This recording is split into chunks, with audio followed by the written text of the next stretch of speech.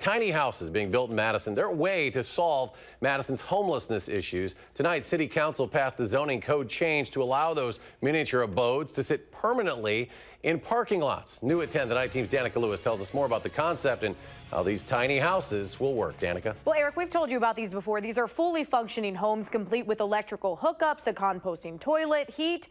They're just what they sound like, tiny houses. But alders realize planting these permanently in church lots is going to take a lot of communication with the community. Any architect will tell you. They certainly got my attention. Every house. It is a tiny home. Needs a solid foundation.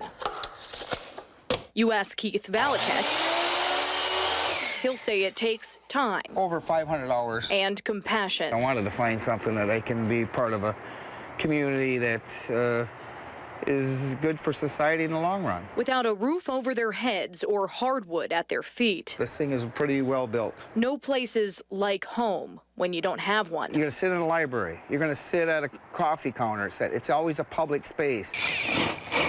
Well, this is your space. This is the only one almost finished, but without a change in city zoning, it would be a mobile home, switching spots every 48 hours. This is a dramatic departure from what we're used to. But I think at the same time, it's a really good idea. The idea is to park these tiny houses outside of churches or nonprofits, no more than 3 in one place. But the rule would cover all portable shelters, meaning campers or tents could also end up in those parking lots.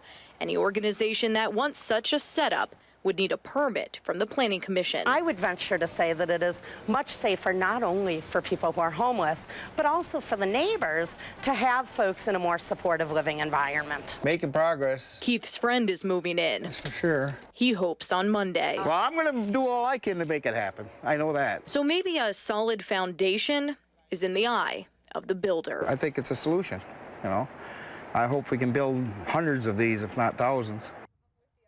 Again, that ordinance passed tonight. This was one of several homelessness-related items council talked over tonight. Alders also considered bringing in bids for more affordable housing development and looked at a statement of principles on homeless issues in the city. Alder Lisa Subeck, who you saw right there in that piece, tells me in the meantime, the county still hasn't picked a spot for a day shelter. The city plans to fund additional services for those staying in places like the library or church facilities. Always a concern, but especially so as the weather starts to deteriorate. That's absolutely right. And get colder. Danica, thank you. Sure thing.